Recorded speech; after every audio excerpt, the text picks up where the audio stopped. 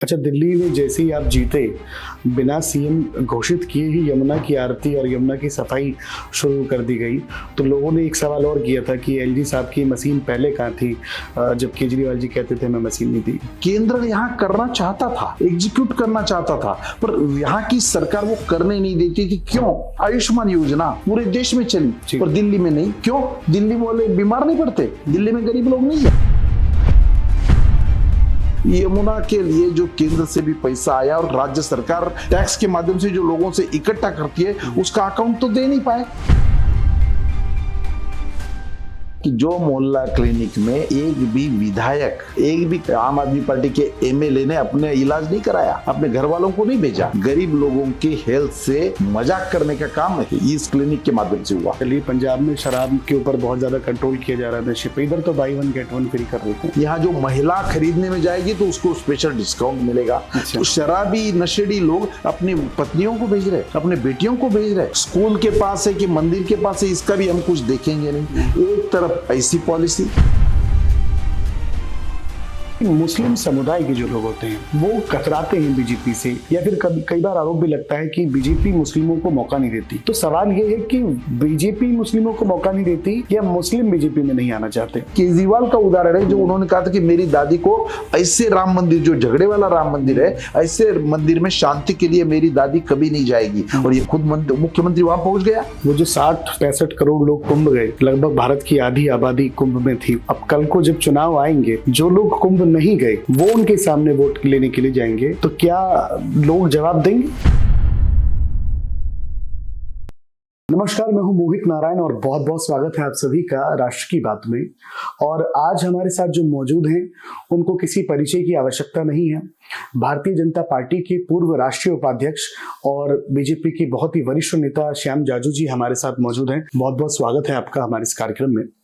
और कार्यक्रम को शुरू करते हुए मैं आपसे एक सवाल करना चाहता हूं कि एक भारतीय जनता पार्टी के सामान्य कार्यकर्ता से लेके भारतीय जनता पार्टी के राष्ट्रीय उपाध्यक्ष तक का जो आपका सफर रहा, उसका क्या एक, अगर लोगों को पता चले कि किस तरह, सभी कार्यकर्ता जानना चाहेंगे, आपके लोग जानना चाहेंगे। बचपन से मैं राष्ट्रीय स्वयंसेवक संघ का स्वयंसेवक रहा। मेरे पिताजी 1948 में संघ पर जब पाबंदी आई थी, उस पर सत्याग्रह करके जेल में गए थे। इमरजेंसी जो इंदिरा गांधी के टाइम आई थी 1975, उसमें मेरे पिताजी एक जेल में थे और मैं एक जेल में था। तो मैंने तो अभी भी पिताजी के उस जेल से इस जेल में आए हुए पत्र उसको लेमिनेट करके रखा हुआ है। क्या उम्र रही होगी उस वक्त? उस समय मैं 18 साल का था। पिताजी मेरे 19 महीना जेल में थे, मैं 4 महीने जेल में था। दोनों जेलों के ठप्पा लगाकर वो पत्र आज भी मेरे पास है और वो मेरे को प्रेरणा देने का काम करते हैं। मेरा बैकग्राउंड राष्ट्रीय स्वयंसेवक संघ का बचपन से ही रहा है। फिर उसके बाद विद्यार्थी परिषद में मैंने महाविद्यालय शिक्षा लेते समय मैं विद्यार्थी परिषद का काम किया। अखिल भारतीय विद्यार्थी परिषद में एबीवीपी में मैंने एज ए पूर्णकालिक 8 साल काम किया। उस समय मैं महाराष्ट्र स्टेट का सेक्रेटरी भी था और दिल्ली का मैं संगठन मंत्री भी रहा जी। और उसके बाद मैंने भारतीय जनता पार्टी में उस टाइम का प्रवेश किया और 1988 से मैं भारतीय जनता पार्टी में हूँ। गांव का कार्यकर्ता से लेकर फिर मैं मेरे जिले का अध्यक्ष भी रहा। और जब अटल जी प्राइम मिनिस्टर बने, उस समय मुझे एज ए ऑफिस सेक्रेटरी यहाँ पर लाया गया। मैंने महाराष्ट्र छोड़कर दिल्ली आया मैं, और आज दिल्ली में आकर मुझे 25 साल हो गए। दिल्ली में मैं 12 साल तक भारतीय जनता पार्टी के हेडक्वार्टर का इंचार्ज रहा। उसके बाद मैं नितिन गडकरी जी के टीम में सेक्रेटरी रहा और अमित शाह जी के टीम में वाइस प्रेसिडेंट रहा। अलग अलग राज्यों का प्रभार देखने का काम भी मुझे मिला और पार्टी ने अलग अलग दायित्व भी देते रही। सर, आपने भी बात की कि आपका बैकग्राउंड आरएसएस से, तो आरएसएस और बीजेपी डिफरेंट कि या अब ये लोग ही माने कि एक ही शाखा है? ऐसा है, राष्ट्रीय स्वयंसेवक संघ ये देशभक्त निर्माण करने की फैक्ट्री है जी। लोगों के चरित्र निर्माण में राष्ट्रीय स्वयंसेवक संघ व्यक्ति निर्माण पर भरोसा करता है। तो वहां से तैयार होकर जो केडर बाहर निकलता है, वो स्वाभाविक रूप से देशभक्ति और इस देश से जुड़ा हुआ इस प्रकार का विचारधारा से जुड़ता है और नेचुरल कोर्स में वो भारतीय जनता पार्टी की ओर आकृष्ट होता है, विद्यार्थी परिषद की ओर आकृष्ट होता है। इस प्रकार का ट्रेनिंग होकर जो लोग बाहर आते हैं वो इस राष्ट्रवादी विचारधारा से जुड़ जाते हैं। आपने तो बहुत सारे स्टेट को भी संभाला है पहले, बहुत सारे स्टेट का चुनाव के दौरान भी आपने प्रतिनिधित्व किया है। तो अभी दिल्ली में भी आपकी सरकार है, महाराष्ट्र में भी आपकी सरकार है, और दिल्ली में जो सरकार बनी है 27 साल बाद, तो जो जनता को एक सपना दिखाया था केजरीवाल जी ने, आप आम आदमी पार्टी ने, कि दिल्ली वर्ल्ड क्लास सिटी बन जाएगी, दिल्ली में इतने बदलाव होंगे, जगह जगह सीसीटीवी लगे होंगे, तो क्या ये चीजें बीजेपी दे पाएगी जनता को? निश्चित रूप से ऐसा है। भारतीय जनता पार्टी के नेता, सर्वाधिक लोकप्रिय नेता जो नरेंद्र मोदी जी है जी, उनका ऐसा आग्रह रहता है कि वो ही बात बोलनी चाहिए जो हम कर सकते हैं, और मैनिफेस्टो में हम जब देते हैं तो हम करने की स्थिति में चाहिए। वो केवल लोगों को बहकाने के लिए दे दिया है, बहलाने के लिए, और हम अपना मकसद पूरा कर लिए, यह बीजेपी इस पर विश्वास नहीं करती। जो बोलते हैं वो करते हैं, और इसलिए हमने जो जो बातें बोली है, मोदी जी की कल्पना में है कि दिल्ली ये इंटरनेशनल सिटी बनाने का उनका सपना है। आज तक यहाँ कई साल तो पहले शीला दीक्षित की सरकार थी 15 साल, बाद में 10 साल आम आदमी पार्टी की सरकार थी। तो केंद्र सरकार के और मोदी जी के जो विजन थी वो यहाँ इंप्लीमेंट करने में बड़ी दिक्कत आती थी, वो विकास यहाँ हो नहीं रहा था, और वो आम आदमी पार्टी के केजरीवाल जी के नेतृत्व में तो दिल्ली पिछड़ गई थी। तो इन सब से बाहर निकालने का काम हमने किया है। जनता के मन में आम आदमी पार्टी के बारे में नफरत पैदा हो गई थी, फ्रस्ट्रेशन था, अपेक्षा भंग हुआ था, और उसको एक अल्टरनेट, अच्छा, समर्थ और सशक्त पर्याय देने का काम भारतीय जनता पार्टी ने किया है, और लोगों ने बहुत खुले हाथ से हमें मदद की है, और हम 48 सीटें जीतकर आज दिल्ली में भारतीय जनता पार्टी का राज। अभी कल वुमेन्स डे पे रेखा गुप्ता जी ने अनाउंस किया कि 2500 रुपए प्रति महिला को जो है, जो उनके मैनिफेस्टो में था वो अनाउंस कर दिया। अब सुबह ही आतिशी जी पूछ रही हैं कि आप कब पंजीकरण कराओगे, क्या डाटाबेस रहेगा, ये सब। तो पहले तो ये पूछ रही थी कि हाँ कब करोगे, अब करने के बाद कि पंजीकरण की पात्रता क्या होगी, इस पे क्या टिप्पणी? आतिशी जी पूर्व मुख्यमंत्री रही है। केवल आरोप प्रत्यारोपों से राजनीति नहीं होती है, राजनीति के लिए कुछ करना पड़ता है, और हमने तो मध्य प्रदेश में कमिट किया था, हम आज भी दे रहे हैं। महाराष्ट्र में भी हमने चुनाव के पहले घोषणा की थी, वो एग्जीक्यूट हो रहा है कि पूरे देश के किसानों को वो साल में 4 बार जो असम्मान राशि जाती है वो हमने करके दिखाया है। लोगों को कोरोना पीरियड से जो अनाज देने का काम केंद्र सरकार के माध्यम से हो रहा है वो आज भी चल रहा है। तो हम कुछ बोलते और करते कुछ है, ऐसी हमारी इमेज नहीं है। भारतीय जनता पार्टी की क्रेडिबिलिटी है। दूसरा फर्क है, आम आदमी पार्टी है सिंगल मैन पार्टी है, वहां केडर कुछ है नहीं। सिंगल मैन पार्टी, हम करे सो कायदा, उनके मन में आ गया, डिक्लेयर कर दिया, मन में आया नहीं हुआ, मन में उन्होंने डिक्लेयर किया था पंजाब में, 1 रुपया भी अभी तक किसी खाते में पहुंचा नहीं है। कौन पूछने वाला है उनको कि भाई आपकी सरकार वहां आके 2.5 साल हो गया, अभी तक 1 रुपया भी गया नहीं, उसके बारे में उनकी जवाबदेही नहीं है, और वो हमारे पर डाउट ले रहे हैं। हमारी नीयत साफ है, हमारी नीति स्पष्ट है, आने वाले दिनों में हम इसको एग्जीक्यूट करने जा रहे हैं। सरकारी स्तर पर कोई भी यंत्रणा अगर एग्जीक्यूट करनी है तो उसका इंफ्रास्ट्रक्चर बनाना पड़ता है। मोदी जी ने जब ये सब बातें डायरेक्ट बेनिफिट ट्रांसफर देने के लिए लोगों के खाते खुलवाए, तब भी लोगों ने डाउट लिया, भाई खाते खुलवाने से क्या गरीबी खत्म हो जाएगी? पर मोदी जी का ये फोरकास्टिंग था कि हमें जो जो फायदा गरीब आदमी को देना है वो डायरेक्ट उसके अकाउंट में देना है, कोई बीच में दलाल नहीं रहेगा। इसमें देश में दलालों के कारण कांग्रेस ने 70 साल की सरकार होते हुए भी देश का विकास नहीं हो पाया था, तो वो हमने करा। तो सरकार उस दिशा में कदम बढ़ा रही है, कमेटी स्थापन हुई है, उसके नॉर्म्स होंगे, उसका सर्वे होगा, और उचित लाभार्थी तक उनके अकाउंट में पैसा जाएगा। हमारे मन में कोई डाउट नहीं, और लोगों का हम पर भरोसा है। अच्छा, दिल्ली में जैसे ही आप जीते, बिना सीएम घोषित किए ही यमुना की आरती और यमुना की सफाई शुरू कर दी गई, तो लोगों ने एक सवाल और किया था कि एलजी साहब की मशीन पहले कहाँ थी, जब केजरीवाल जी कहते थे मैं मशीन नहीं दी। ऐसी अनेक योजनाएं हैं, केवल एक ही नहीं, कि केंद्र यहाँ करना चाहता था, एग्जीक्यूट करना चाहता था, पर यहाँ की सरकार वो करने नहीं देती थी। क्यों?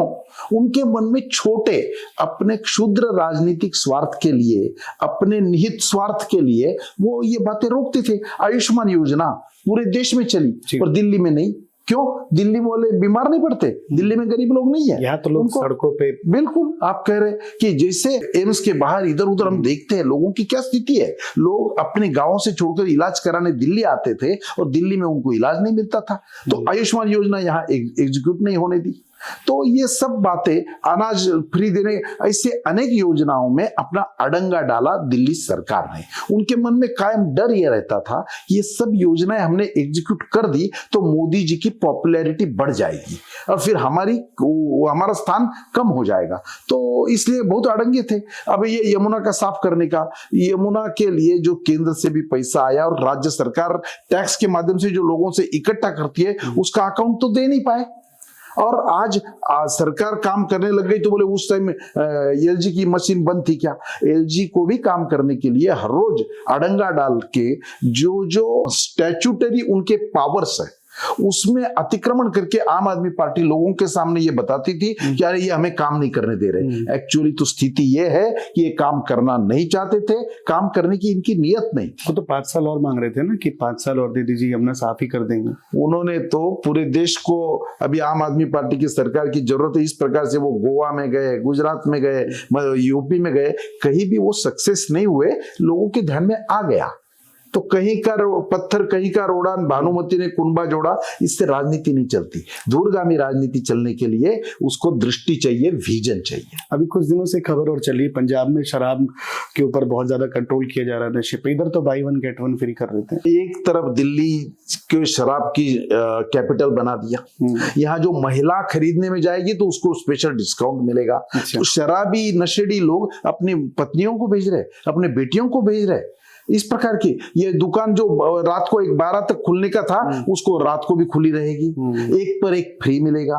स्कूल के पास है कि मंदिर के पास है इसका भी हम कुछ देखेंगे नहीं। एक तरफ ऐसी पॉलिसी और दूसरी तरफ यानी कोरोना पीरियड खत्म होने के बाद दिल्ली ये सरकार ऐसी है जिन्होंने पहले शराब की दुकानें खोली जी। तो ये पूरे देश में ये उदाहरण है। तो आप क्या करना चाहते थे? इससे लोगों के ध्यान में आ गया और दिल्ली की जनता के मन से आम आदमी खत्म हो गई। शराब से प्रॉफिट ज्यादा होता है क्या गवर्नमेंट को? ये सही है कि सरकार रेवेन्यू पे चलती है, पर इसका मतलब आप कुछ भी कर दोगे, आवश्यक नॉर्म्स भी नहीं। यानी एक तरफ आज पंजाब जो नशेड़ी हो गया है तो उस पंजाब को कैसे कंट्रोल करना इसकी समस्या से जूझ रहे हैं, और यहाँ पर नशेड़ी करने का आपने काम कर दिया।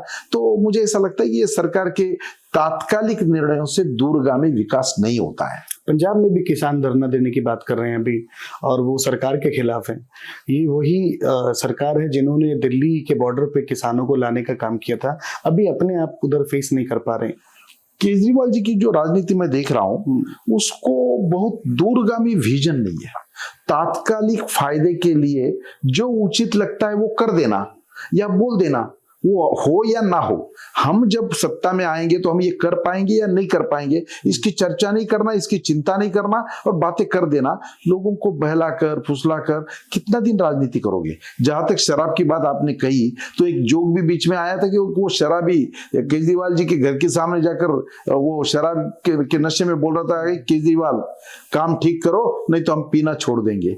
यानी शराब पर, और उन्होंने ये क्योंकि प्रेस कॉन्फ्रेंस में केजरीवाल जी ने बोला था कि ये शराब के रेवेन्यू से हमारी सरकार चल रही है। मुझे लगता है कि इतना घटिया बयान तो आज तक किसी मुख्यमंत्री ने नहीं दिया था।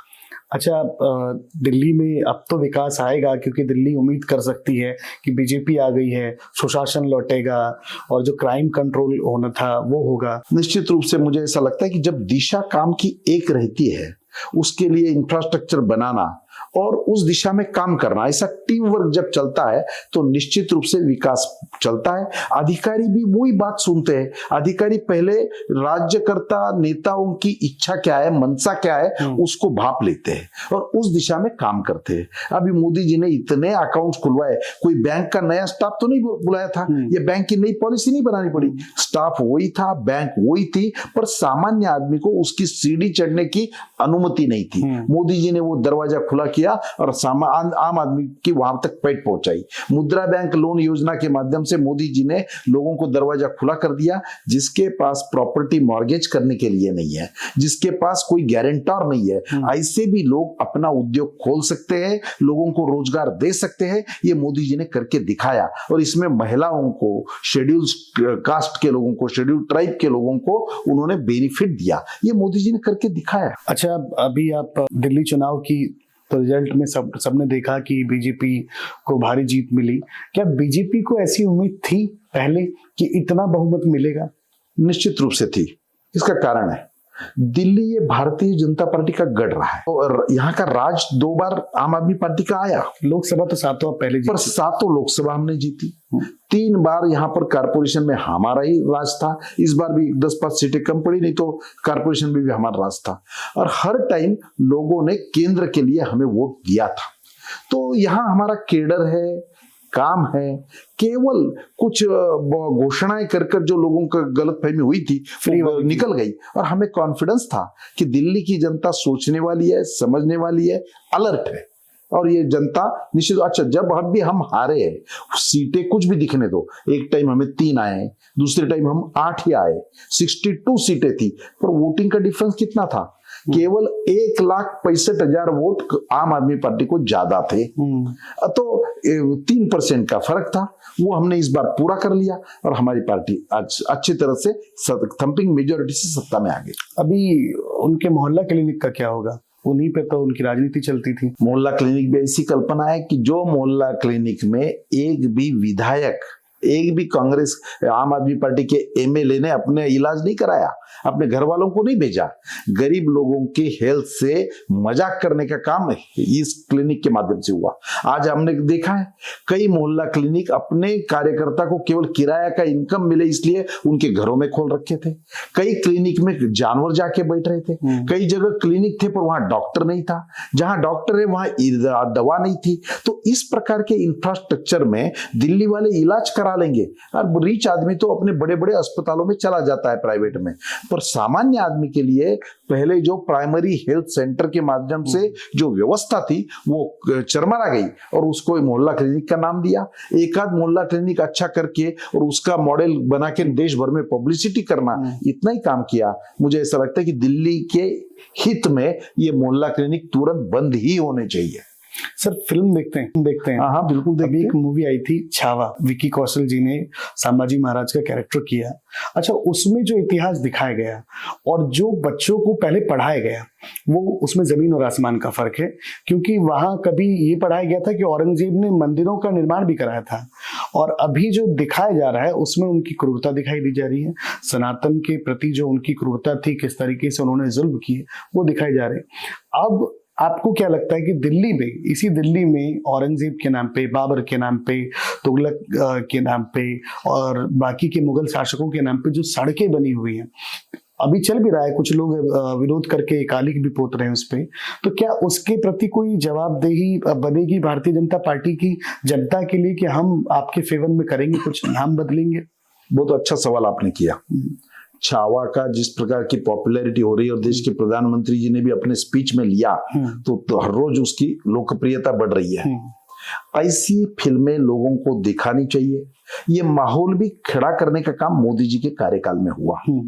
आपने जो कहा कि इस आज तक मोदी जी के कार्यकाल में आप देखिए, पहली बार उन्होंने कहा कि जो विकसित भारत की कल्पना है उसमें एक तो हमारे विरासत पर गर्व करना जी, दूसरा गुलाम के जो चिन्ह साइंस है, जो सिंबल्स है, वो खत्म करना चाहिए। कोई भी देश जब अपना आजाद होता है तो ये सब आज भी आजादी के बाद 70 साल बाद वहां पर पंचम जॉर्ज जिन्होंने हमको गुलामी में रखा, हम पर राज किया, उनका पुतला वहां पर लगा हुआ था इंडिया गेट पर। उसको हटाकर वहां सुभाष चंद्र बोस की प्रतिमा लगाने का काम मोदी जी ने किया। मोदी जी ने 7 RCR को रेसकोर्स रोड जो ब्रिटिशों के टाइम का नाम था वो चेंज करके उसको लोक कल्याण मार्ग का नाम दिया।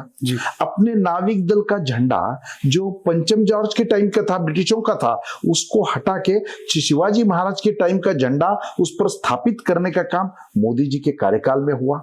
मोदी जी ने जनपथ का यानी मोदी जी ने राजपथ का नाम बदला, कर्तव्य पथ किया। तो ये परिवर्तन से लोगों को प्रेरणा मिलती है। और हमारे पर जिन्होंने मुगलों ने अत्याचार किए, हमारे पर ब्रिटिशों ने हम पर गुलामी का राज किया, वो ही सिंबल्स हम कायम कंटिन्यू करेंगे और इतिहास में वो ही पढ़ाएंगे। ये कोई आजाद देश का अच्छी लक्ष्य बात नहीं है। ये मोदी जी के कार्यकाल में हुआ है। अब एजुकेशन पॉलिसी में भी परिवर्तन होकर सही इतिहास लोगों को पढ़ाकर, जिससे लोगों की देशभक्ति जागरूक हो, लोग अच्छा नागरिक बने, इस प्रकार की बातें उनको फीड करना चाहिए। हमारे पास तो इतनी बड़ी विरासत है, गर्व का इतिहास है, पराक्रम का इतिहास है। ऐसी बातें छोड़कर हमें गुलामी का इतिहास पढ़ाया जा रहा था। तो स्वाभाविक रूप से लोगों की ऐसी इच्छा हुई कि ऐसे मुगलों के हमें कोई संस्मरण नहीं रखने हैं, हमारे रोड के नाम चेंज करने चाहिए। जहां जहां भी भारतीय जनता पार्टी की सरकार आई, हमने करके दिखाया। मैं खुद जिस जिले से आता था, महाराष्ट्र से, उस जिले का नाम अहमदनगर था। महाराष्ट्र के शिंदे जी जब मुख्यमंत्री थे, उस सरकार ने उस अहमदनगर का अहिल्या नगर किया, जो अहिल्याबाई होलकर जी के स्मरण में हमने किया। तो ये बातें सब होनी ही चाहिए। आप तो व्यक्तिगत रूप से भी मोदी जी को जानते होंगे और काफी नजदीक आपने काम भी किया है, तो व्यक्तिगत रूप से मोदी जी कैसे हैं? लोग जानना चाहें कि हमारे प्रधानमंत्री, क्योंकि हमने जब भी सुना है, लोग, जनता सुनती है उनको, तो वो किसी कार्यक्रम में सुनती है, मन की बात में भी सुनती है, लेकिन व्यक्तिगत रूप से आपने उनको महसूस किया है, तो कैसे हैं हमारे प्रधानमंत्री? मैं तो उन भाग्यवान लोगों में से हूं जिन्होंने मोदी जी को कार्यकर्ता के रूप में देखा है, मोदी जी को संघ प्रचारक के रूप में देखा है। मोदी जी देश के महामंत्री थे, पार्टी के संगठन महामंत्री, तब उनको देखा है। Modi ji as a CM मैं कई बार उनको मिला था, और प्रधानमंत्री होने के बाद उत्तराखंड और दिल्ली का प्रभार होने के कारण कई बार उनके साथ मंच शेयर करने का भी मौका मुझे मिला, और उनके साथ केदारनाथ में 3 बार जाने का भी मुझे मौका मिला। उनकी प्रधानमंत्री के नेतृत्व की घोषणा गोवा में होने के बाद उनका पहला प्रोग्राम जम्मू कश्मीर और पंजाब के बॉर्डर पर लेने वाला मैं पहला आदमी था कि जब उनकी घोषणा हुई तो उसका पहला प्रोग्राम हमने लिया था डॉक्टर श्यामा प्रसाद मुखर्जी के संस्मरण में, जहां उनकी खड़ी मूर्ति खड़ी है पठानकोट में। वो पहला प्रोग्राम मैंने लिया था। तो बहुत अच्छी भूमिका में मोदी जी जब तीसरी बार मुख्यमंत्री बने, तो वो पहले मुख्यमंत्री थे जो भारतीय जनता पार्टी के तीसरे बार बने थे। उसके बाद तो शिवराज जी बने, रमन सिंह जी बने, पर उनका तीसरे बार मुख्यमंत्री बनने का भी पहला सम्मान करने का श्रेय और मौका मुझे मिला था, जब भारतीय जनता पार्टी के मुख्यालय में मंच पर केवल मैं और मोदी जी दोनों थे, और वो भी कार्यक्रम ऑर्गेनाइज करने का श्रेय काम दायित्व मुझे मिला था। तो ऐसे अलग अलग भूमिका में मैंने देखा है। मोदी जी को पब्लिक मंच से आप लोग जितना देखते हैं, उनका जो ओहरा है, उनकी जो विजन है, उनकी काम करने का जो मेहनत के बारे में तो पूरा देश चर्चा करता है। उनकी सबसे बड़ी बात मैं देखता हूं, उनका खुद का कोई स्वार्थ नहीं है। जो अपना जीवन में खुद का कोई स्वार्थ नहीं, अपने को मिले हुए मोमेंटोज और गिफ्ट्स भी अपने खुद के नहीं है, वो इस समाज के है। उसका भी ऑक्शन करके वो पैसा भी देश के विकास में लगाने वाले। एक भी आरोप जिनके कार्यकाल में उन पर भ्रष्टाचार का नहीं होता है, और अधिकारियों में अरे हमारी अकाउंटेबिलिटी है, जवाबदेही है, हम ये काम पूरा नहीं करेंगे समय में तो इसकी पनिशमेंट हमें मिलेगी, क्योंकि हम जनता के सेवक है। और खुद को मोदी जी तो जनता के सेवक ही बताते हैं। तो उनका इतना इस प्रकार का, जो उन्होंने, जब वो पार्टी के जनरल सेक्रेटरी थे, पूरा देश का उन्होंने भ्रमण किया था। बीच में तो 2-3 साल उनके लाइफ के वो अपनी ये सब सामाजिक जीवन और व्यक्तिगत जीवन छोड़ के हिमालय में चले गए थे। तो अलग अलग एक गरीबी की जीवन भी उन्होंने अपने घर में जिया है। तो गरीब आदमी की समस्या क्या होती है ये उन्होंने देखी है, उसका अनुभव किया है। ऐसे अलग अलग भूमिकाओं में सीएम होते हुए उन्होंने 13 साल प्रशासन पे कमांड कैसे की जाती है, ऐसा काम करके गुजरात मॉडल एस्टेब्लिश किया। पूरे देश में गुजरात मॉडल की चर्चा होती थी, और देश विदेशों में ये एस्टेब्लिश किया कि राज्यकर्ता आदमी अगर अपने मन में ठान ले तो वो कुछ भी कर सकता है, और ये ब्यूरोक्रेसी का पूरा उपयोग उस दिशा में लगा सकता है। ये मोदी जी मैं बहुत नजदीक से देख रहा हूं, और मुझे गर्व है कि मोदी जी जिस पार्टी के नेता है, मोदी जी जिस देश के प्रधानमंत्री है, उस देश का मैं नागरिक हूं और उस पार्टी का मैं कार्यकर्ता हूं। एक सवाल आता है कि आपकी पार्टी में भी माइनॉरिटीज के लिए एक विंग है, आपने भी अल्पसंख्यकों के लिए बनाया हुआ है विंग, उसमें हैं भी लोग, लेकिन मुस्लिम समुदाय के जो लोग होते हैं वो कतराते हैं बीजेपी से, या फिर कई बार आरोप भी लगता है कि बीजेपी मुस्लिमों को मौका नहीं देती। तो सवाल ये है कि बीजेपी मुस्लिमों को मौका नहीं देती या मुस्लिम बीजेपी में नहीं आना चाहते? ऐसा है, भारत का वर्णन विश्व की सबसे बड़ा लोकतंत्र के रूप में लोग भारत को देखते हैं जी। भारत में सभी कम्युनिटी के लोग रहते हैं। यहाँ मुस्लिम है, सिख है, जैन है, बौद्ध है, पारसी है, सब लोग रहते हैं, हिंदू है, सनातनी है। तो कोई भी लोकतांत्रिक देश में किसी एक कम्युनिटी को आप हटा के देश चला नहीं सकते जी। जिनको देश चलाना है उनको सबकी चिंता करनी है, सबका विकास करना है। और मोदी जी के कार्यकाल में एक भी स्कीम ऐसी नहीं है जिसमें इस मुस्लिम समुदाय, जो क्रिश्चियन समुदाय, जो भारतीय जनता पार्टी के पास कम आकृष्ट होता है, उनके लिए कोई अलग स्थान है। सबको समान न्याय, समान प्रगति के अवसर देने का काम इस कार्यकाल में हुआ है। वो तो है, आज तक आपने कही ये बात सही है। आज भी इतना अलग अलग राज्यों में सरकार है, केंद्र में अच्छी सरकार चल रही है, विकास अच्छा चल रहा है, तो भी मुस्लिम समाज भाजपा के पास कम आकृष्ट होता है, कम दिखता है। हमारा माइनॉरिटी मोर्चा तो जनसंघ के जमाने से भी काम करता है और वो करता ही रहेगा। पर इसका कारण है, कांग्रेस ने आज तक मुस्लिम तुष्टिकरण का काम किया, मुस्लिमों को खुद के वोट बैंक बनाने तक ही केवल सीमित रखा। आज भी मैं देखता हूं, आजादी के 75 साल बाद आज भी सबसे ज्यादा गरीबी मुसलमानों में है। उनके काम क्या चल रहे हैं? होटल में वेटर है, ट्यूटर है, फिटर है, इस प्रकार के रास्ते के काम कर रहे हैं। और आज भी उनका जीवन मान कम है, दरिद्रता रेखा के नीचे जीने वाले लोग बहुत ज्यादा है। तो इतने 75 साल जिस पार्टी को ये मुस्लिम कम्युनिटी ने वोट दिया, सत्ता में रखा, उस पार्टी ने उनको ऐसा ही गरीब रखा। जब तक ये गरीब नहीं रहेंगे और हम पर डिपेंडेंट नहीं होंगे तो ये हमारी वोट बैंक चली जाएगी। साक्षरता दर भी थोड़ी, हाँ बिल्कुल, सबसे ज्यादा अनाड़ी ना पढ़ने वाले लोग, बीच में जिनका ड्रॉप आउट होता है, ऐसा समुदाय मुस्लिम समुदाय। आज इस समुदाय को ये समझने लगा है कि हमारा केवल वोट बैंक के लिए उपयोग किया, और मोदी जी तो इसका विकास चाहते हैं। केवल हिंदुओं का विकास कर दिया और देश की तरक्की हो जाएगी, ऐसा कभी नहीं होता। हमको देश की 5वीं इकोनॉमी से 3री इकोनॉमी की ओर जाना है, हमें विश्व में अपना स्थान बनाना है, तो सबको साथ लेकर ही चलना होगा, और वही हमारी भूमिका है। धीरे धीरे मुझे लगता है सोचने वाला, समझने वाला, एजुकेटेड तबका मुस्लिम समुदाय का, मुस्लिम महिलाएं, वो समझ रही है कि तलाक जैसे गलत कानून से बाहर निकालने का श्रेय ये मोदी जी का है। उन्होंने हमें स्वतंत्रता, आजादी दी, हमारे व्यक्तित्व की पहचान की और हमें सुरक्षा दी है, हमारा बचाव किया है। तो मुझे ऐसा लगता है कि डे बाय डे इसमें तरक्की हो रही है, और ये भी समुदाय दूर नहीं रहेगा, निश्चित रूप से मुख्य प्रवाह में आएगा और भारतीय जनता पार्टी के साथ रहेगा। अच्छा सर, अभी मुस्लिम समुदाय के बहुत बड़े लीडर्स भी हैं, हैदराबाद से असदुद्दीन ओवैसी साहब हैं, और भी कुछ लीडर्स हैं जो ऐसे बयान देते हैं जिससे उनको लगता है मुस्लिम को कि वो इनसिक्योर है। लाइक अभी वक्फ बोर्ड का जो नया संशोधन हो रहा है, उसमें उन्होंने एक बयान दिया कि अगर ये हो गया तो उनके लिए बहुत खतरा होगा। तो क्या ऐसा कुछ है? अब्दुल कलाम जी को राष्ट्रपति बनाने वाली पार्टी हमारी पार्टी थी। वीर अब्दुल हमीद का आज भी हम कार्यक्रम करते हैं और उनका गौरव करते हैं। ऐसे देशभक्त मुसलमानों को आगे बढ़ाने में हमें संकोच नहीं है। कितने पद्मश्री, कितने सरकारी पुरस्कार भी ऐसे लोगों को देने का काम मोदी जी के कार्यकाल में हुआ है जी। तो मोदी जी के कार्यकाल में राज्य गवर्नर अपॉइंट हुए हैं, आज भी बिहार के गवर्नर आरिफ मोहम्मद खान है जी। तो मुझे नहीं लगता, कई यूनिवर्सिटी के वाइस चांसलर हैं जी, कई लोग पढ़ के विदेशों में जाते, स्कॉलरशिप उनको मिलती है। मुस्लिम महिलाओं को प्रशिक्षित और अच्छी शिक्षा लेने के लिए पहली स्कीम मोदी जी की सरकार ने दी, जिसके कारण उस समाज को इसके बाहर निकालना है।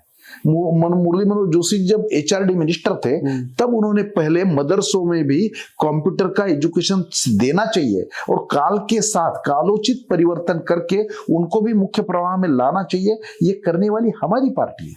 तो हम तो इनका विकास चाहते हैं और केवल वोट बैंक के रूप से हम इनको नहीं देखते। तो मुझे ऐसा लगता है कि मुस्लिम समुदाय के समाज में भी ये ध्यान में आएगा और हमारी इस विषय में बहुत सोच स्पष्ट है। अच्छा, जो युवा मुस्लिम समुदाय के हैं, आना चाहते हैं, वो लोग राजनीतिक रूप से भी भाजपा के साथ आना चाहते हैं, लेकिन उनको कहीं लगता है कि उनका समुदाय उनका विरोध न करने लगे, या जो उनके कुछ बड़े ऐसे लोग हैं जिनके वो अनुयायी हैं वो उनका विरोध न करें। उनके लिए कुछ ऐसा संदेश जो उनकी आंखें खोले कि नहीं, ऐसा नहीं है भारतीय जनता पार्टी।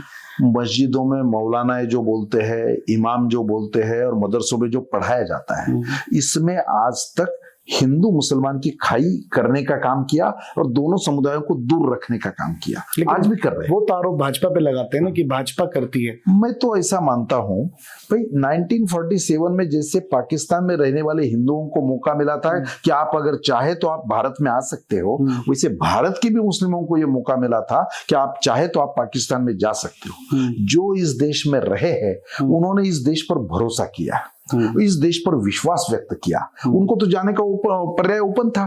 तो मुझे ऐसा लगता है कि ये लोग यहाँ रहे हैं, उनको इस देश पर श्रद्धा है, प्रेरणा है, तो स्वाभाविक रूप से हमारा भी दायित्व बनता है कि वो भी यहाँ रहे, खुशहाल रहे, उनका भी सुख समृद्धि में तरक्की हो और उनका जीवन अच्छा हो। तो मुझे ऐसा लगता है कोई भी लोकतांत्रिक देश में सरकार का ये काम होता है, कम पढ़े लिखे लोगों को ज्यादा पढ़ाना, कम इनकम वाले लोगों को ज्यादा इनकम देना और उनका जीवनमान स्तर उठाना, ये सरकार का काम होता है। तो सरकार ये काम कर रही है और आने वाले दिनों में युवा मुस्लिम ऐसे भी लोग ये सब कार्यकाल की समीक्षा करके केवल अपना समाज क्या कहेगा, हमारे मौलाना क्या कहेंगे, हमें बाहर तो नहीं कर देंगे धर्म के बाहर, इसका एक कारण है आज तक कांग्रेस ने मुस्लिम का केवल वोट बैंक का उपयोग किया और मुस्लिम लोगों का तुष्टिकरण करने का काम किया, उनको खड़ा नहीं किया अपने बलबूते पर। तो ये भारतीय जनता पार्टी उनको अपने बलबूते पे खड़ा करना चाहती है, उनको अच्छा रोजगार देना चाहती है और उनकी तरक्की भी चाहती है। अच्छा, अभी आपने कांग्रेस की बात की, तो कांग्रेस को तो आपने दिल्ली में जीरो कर दिया और भी कई राज्यों में कांग्रेस बहुत निम्न स्तर पे आ गया। आम आदमी पार्टी भी लगभग अब इधर भी दिल्ली में भी बहुत हल्की हो गई है। तो अभी क्या भविष्य है आम आदमी पार्टी, हालांकि एक ही राज्य में है, आम आदमी पार्टी और कांग्रेस पार्टी का क्या भविष्य है इस देश में? आम आदमी पार्टी का तो मैं ही क्या, वो भी खुद का भवितव्य देख नहीं रहे, इसमें फ्यूचर खत्म हो गए। जो बाय फ्लूक आते हैं वो ऐसे इजीली चले भी जाते हैं। उन्होंने कोई मेहनत तो की नहीं थी। अन्ना हजारे जी के आंदोलन का उपयोग करके जिन्होंने सत्ता काबिज की, इंसिडेंशियल पार्टी थी। हाँ बिल्कुल, एक भी अपना एक सहयोगी अपने साथ रखा नहीं। सब लोग, सिंगल मैन पार्टी जब होती है, डिक्टेटरशिप होती है, तो उसके साथ कोई सहयोगी नहीं रहता है। कितने उदाहरण है कि जिन्होंने वो पार्टी छोड़ दी। कुमार विश्वास है, योगेंद्र यादव है, प्रशांत भूषण है, कितनी बड़ी लंबी सूची है कि जो इनके साथ नहीं रह सकते। इस चुनाव में भी आपने देखा होगा कितने लोग आम आदमी पार्टी छोड़कर बाहर निकल गए। तो ये तात्कालिक था और अन्ना हजारे जी ने भी बयान दिया कि उनकी कल्पना में इस प्रकार की सरकार बनाना नहीं थी, ये तात्कालिक था, वो हो गया, अब वो ठीक हो गया। तो आम आदमी पार्टी को तो कई फ्यूचर है। आज पंजाब की जनता भी नाराज है, निराश है, कब इससे बाहर निकलना इस प्रकार का है। पंजाब में भी कांग्रेस से लोग परेशान थे, अकाली दल की एंटी इनकम्बेंसी थी, हमारी पार्टी थोड़ी वहां पर उस टाइम वीक थी, तो लोगों को ये ऐसा मिला और वहां आम आदमी पार्टी की सरकार आ गई। जहां तक कांग्रेस का सवाल है, ये इस बार जीरो है, तो ये कोई पहली बार थोड़ी है। दिल्ली के इतिहास में 3 बार लोकसभा में, 14 में, 20 में और 24 में, तीनों लोकसभा में कांग्रेस जीरो है। आपने विधानसभा में भी जीरो और तीनों विधानसभा में भी जीरो है।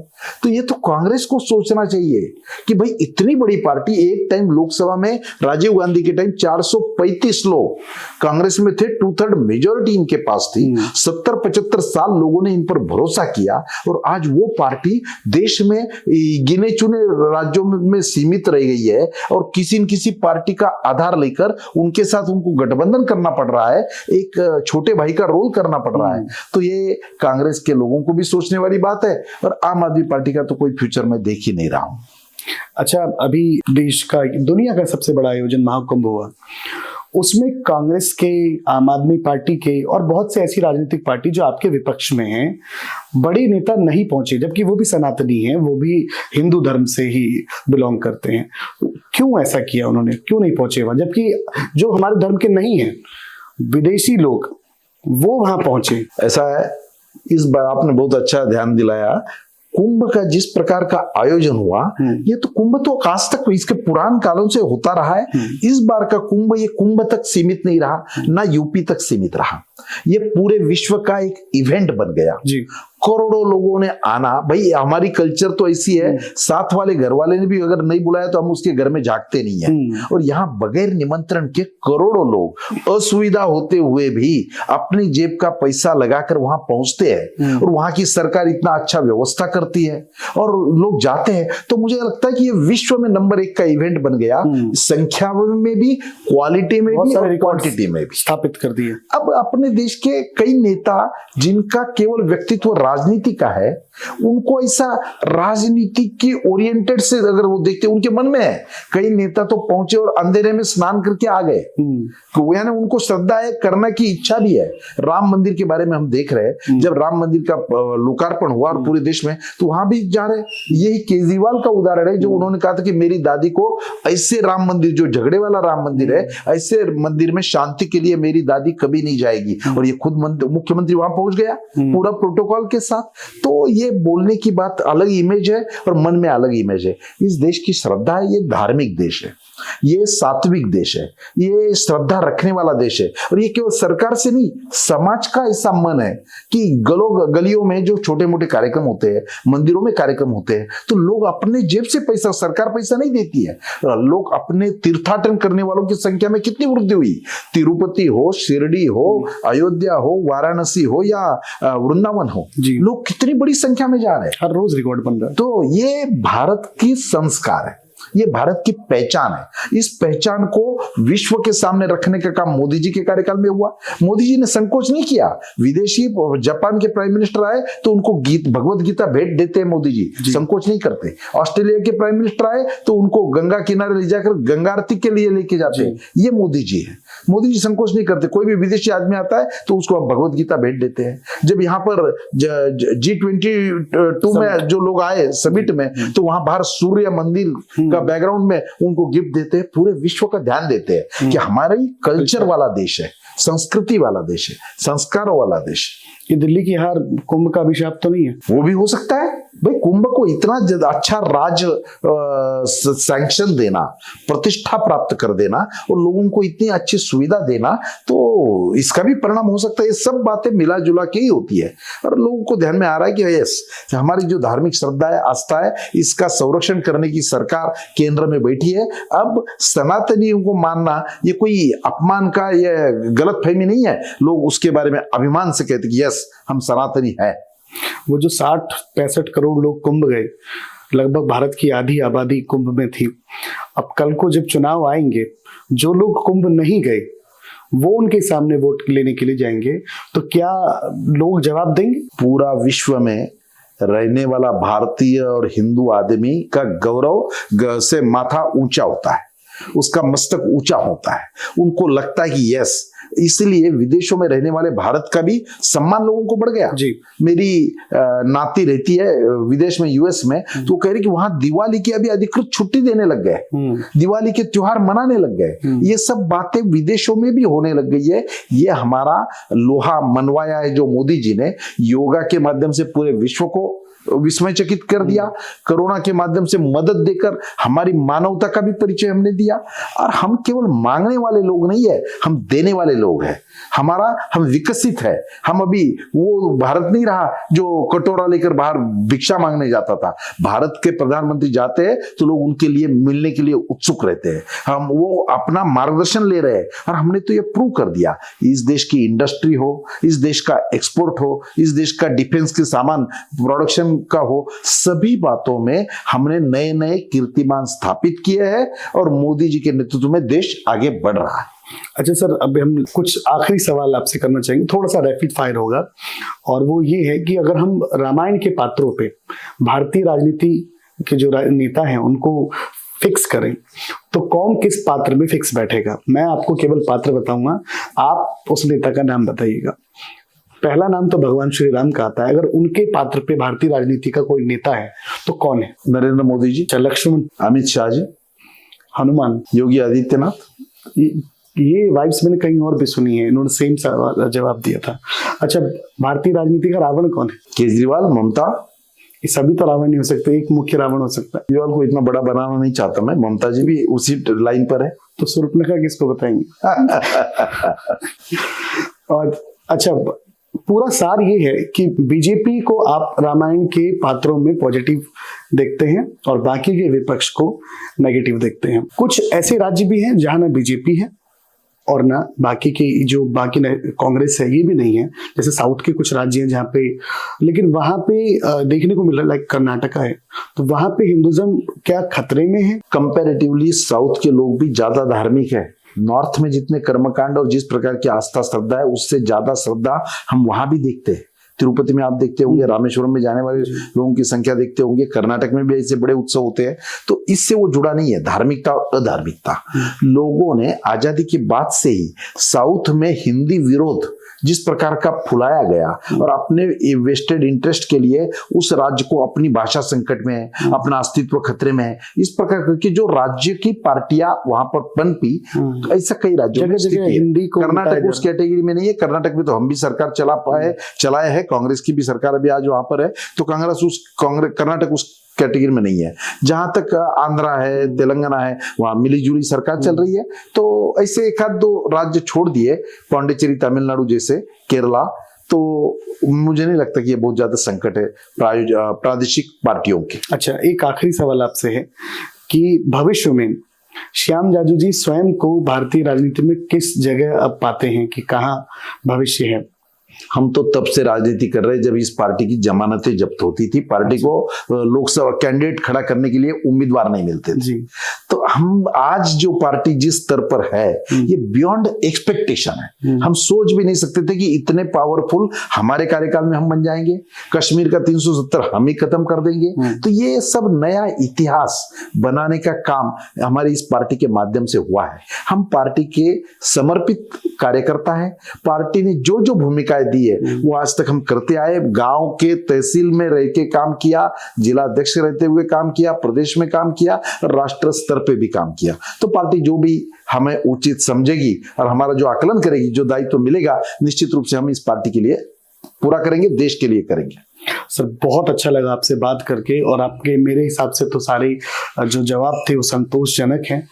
जनता देखेगी तो जरूर, और मैं जनता से अपील भी करूंगा कि अपनी राय जरूर कमेंट सेक्शन में दे। बहुत बहुत धन्यवाद सर आपका हमारे इस कार्यक्रम में जुड़ने के लिए। और आप लोग देखते रहिए राष्ट्र की बात। मिलेंगे अगले एपिसोड में किसी नए व्यक्ति के साथ।